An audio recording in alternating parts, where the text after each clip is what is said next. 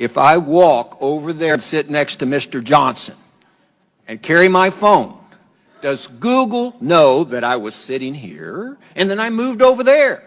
You're welcome anytime, Judge. Yes or no? I genuinely don't know without knowing I'm what shocked services. you don't know. Do you or do you not collect identifiers like name, age, and address? Yes or no? If you're creating an account, yes, and using an account, yes. Yes. Device identifiers like IP address or IMEI? Depending on the situation, we could be collecting it, yes. Specific search histories when person types something into a search bar?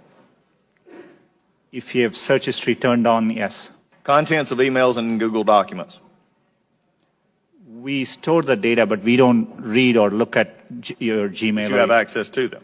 As a company, we have access to them, yes. So you could?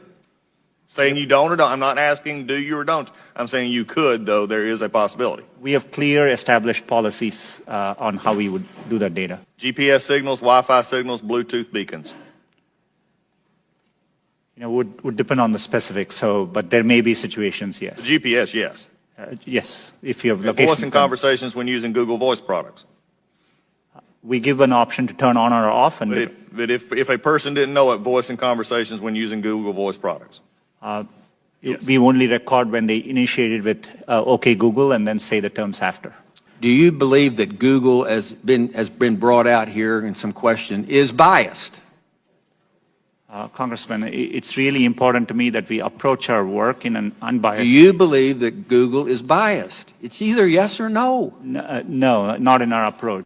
Why, number one, does Google need all this information? We can answer that in the fact that 86% of your revenue comes from advertising, so we know you manipulate the data in some ways. However, can you explain what you do to minimize this data, which is generally an accepted standard practice among those who collect data?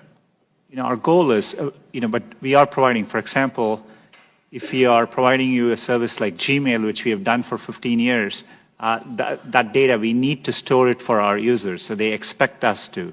So we are trying hard to match users' expectations.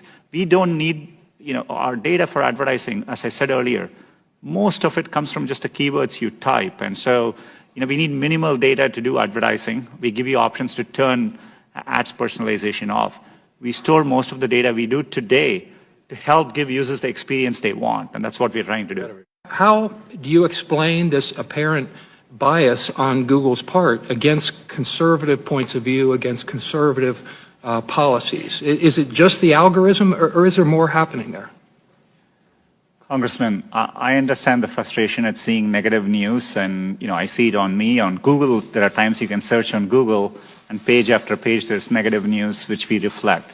But what is important here is we use a robust methodology to reflect what is being said about any given topic at any particular time. And we try to do it objectively using a set of rubrics. It is in our interest to make sure we reflect what's happening out there in the best objective manner possible.